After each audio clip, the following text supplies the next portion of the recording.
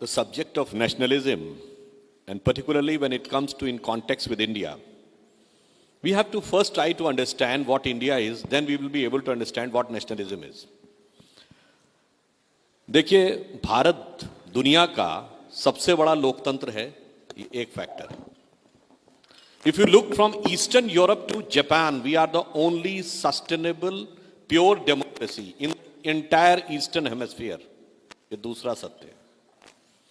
तीसरी बात ये है, if you look at the all great ancient civilizations of the world, Chinese civilization, Mesopotamian, Babylonian, Greece, Egypt, Inca, Maya, Aztec, Roman Empire, we are the only surviving civilization of the world. जो अल्लामा इकबाल ने कहा था ना कि यूनान, मिस्र, रोमा सब मिट गए जहां से, कुछ बात है कि हस्ती मिटती नहीं हमारी, सदियों रहा है दुश्मन दौरे जहां हमारा. वो कुछ बात समझने की जरूरत है. चौथा कैरेक्टरिस्टिक क्या है हमारे कंट्री का? We are the only major country in the entire world history which never went for invasion. और आखिरी कैरेक्टरिस्टिक हमारे नेशन की क्या है? If I ask you, name a country in the world in which all the religions of earth are there, it is only India. Zoroastrians, Parsi अपनी जमीन से खत्म हो गए, बचे हैं तो सिर्फ भारत में. जब इजराइल बना तो ज्यूज ने अपनी हिस्ट्री लिखी और हर कंट्री में उनके ऊपर जो जो अत्याचार हुए उनको उन्होंने डॉक्यूमेंट किया. और सिर्फ इंडिया एक कंट्री था जहां के ज्यूज ने लिख के भेजा कि forget about persecution, we never faced any discrimination. और इससे भी ज्यादा मैं आपसे कहूं, ओल्डेस्ट चर्च कहां पे है? ठीक है, उसको लेकर एक डिबेट भी है, but it is believed that it is in Malabar coast of Kerala. In Kerala the roots of Christianity is more ancient than Europe. और अगर आपसे पूछें, मैं देखिए कोई बहुत बड़ा इस्लामिक मामलों का जानकार नहीं हूं, पर इस्लाम में 72 फिरके हैं.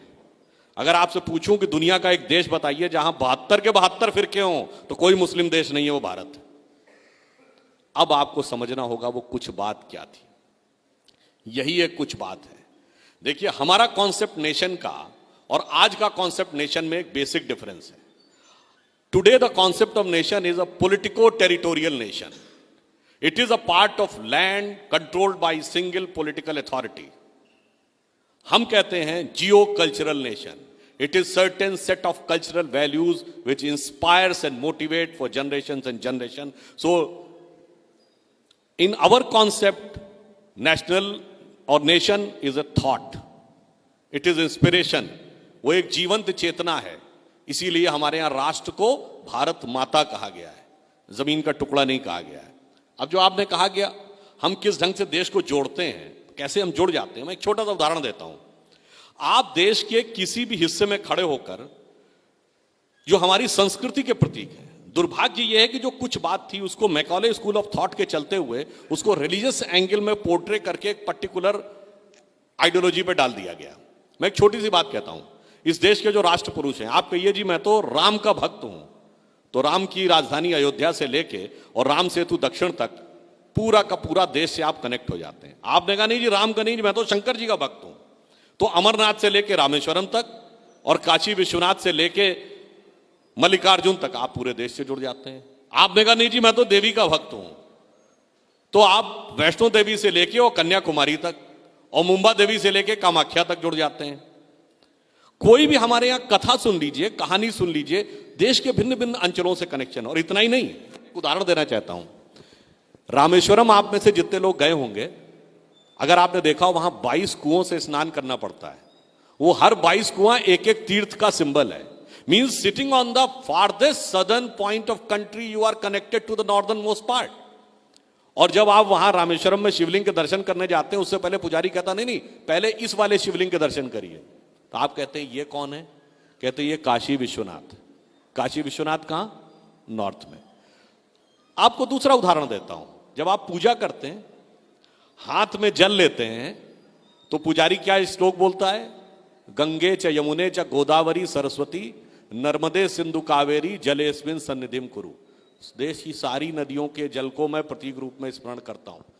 ये वो चीज है जो आप किसी भी परिस्थिति में रहें, कोई हिस्सा किसी भी पॉलिटिकल पावर के कंट्रोल में रहे, मगर आपका दिल उससे जुड़ा रहता है। और आज भी वो चीज है। उदाहरण दे के कहता हूं, ननकाना साहब पाकिस्तान में चला गया, पर गुरु नानक की शिक्षाएं भारतीय इतिहास का हिस्सा है या पाकिस्तान के इतिहास का?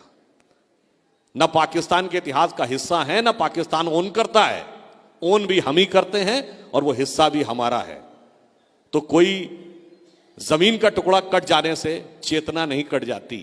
और आज भी मैं कहूंगा, हमारे नेशनल एंथम में पंजाब, सिंध, गुजरात, मराठा है, तो सिंध तो आज भारत का हिस्सा नहीं है।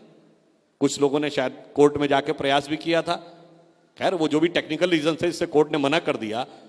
तो पंजाब, सिंध, गुजरात, मराठा कहता है सिंध आज भी हमारा हिस्सा है कॉन्शियसनेस का। इसलिए हम जिस नेशनलिज्म की बात करते हैं वो हमारा, देखिए, कंट्री अलग है, नेशन अलग है, देश अलग है, राज्य अलग है और राष्ट्र अलग है। देश है जमीन, राज्य है पॉलिटिकल अथॉरिटी। अगर पॉलिटिकल अथॉरिटी सब कुछ होती तो 20वीं सेंचुरी में दुनिया का सबसे पावरफुल देश था यूएसएसआर। जरा सी पॉलिटिकल अथॉरिटी कमजोर हुई, 15 टुकड़ों में विभाजित हो गया। पूरा यूरोप रोमन एम्पायर के रूप में एक देश था 1000 साल पहले। आप एक ब्रिटिश और एक फ्रेंच को देखेंगे ना, उसमें जितना अंतर आएगा उससे उतना अंतर आपको एक पंजाबी और एक केरला नजर आएगा। Still we are one nation after 1000 year of foreign dominance. और भाई साहब वो एक साथ नहीं रह पाए, क्यों? वो इसलिए हमारे लिए राष्ट्र चेतना है और न चेतना को कोई मार सकता है, न चेतना को कोई काट सकता है। उनके लिए देश एक जमीन का टुकड़ा है जिसे कब्जा भी किया जा सकता है, जिसे तोड़ा भी जा सकता है। इसलिए हम सांस्कृतिक राष्ट्रवाद में विश्वास करते हैं। It is culture. और मैं ये भी कहूंगा, अगर आज के इस सारे प्रॉब्लम्स का सलूशन चाहिए तो वो सलूशन सिर्फ इंडिया से मिलेगा, क्योंकि हम दुनिया के इकलौते देश हैं जिसने कभी भी किसी के ऊपर कंट्रोल करने की भी कोशिश नहीं की साहब। और वो इंस्पिरेशन कहां से आता है? मैं उदाहरण देता हूं। भगवान राम ने लंका को कब्जा किया रावण को मारकर, क्या उसका एनेक्सेशन किया? नहीं। वहां कोई अपना डिप्यूटी बैठाया? नहीं। इनडायरेक्ट कंट्रोल किया? नहीं। वहीं के राज्य को कहा हाँ जी साहब आप रखिए, कोई हमें चिंता की बात नहीं है। क्योंकि हमारा उद्देश्य क्या है? वैल्यूज को एस्टैब्लिश करना, ना कि कंट्री को अपने में मिलाना। दूसरा एक अंतिम एग्जाम्पल देता हूं। अमेरिका आज दुनिया में सबसे बड़ा ह्यूमन राइट्स का चैंपियन बनता है। कोलंबस जब वहां पे लैंड किए, जितने नेटिव्स थे अमेरिका के फिजिकली खत्म हो गए। आज कितने रेड इंडियन बचे हैं? They have physically eliminated all the natives. और ईस्ट में एक कंट्री है कंबोडिया। कंबोडिया का प्राचीन नाम है कंबुज। कंबुज इसलिए कि वहां कंबु ऋषि गए थे। कंबु ऋषि गए, उन्होंने उनको पूरा का पूरा उनको सिविलाइज किया। कहा आप वैसे ही रहिए, ना हमने आप पे कंट्रोल किया, ना मैंने आपको अपने में मिलाया, ना आपको एलिमिनेट किया। ये कंबु और कोलंबस का जो अंतर है ना, ये वेस्टर्न माइंडसेट के नेशनलिज्म और हमारे सांस्कृतिक राष्ट्रवाद का अंतर है। धन्यवाद।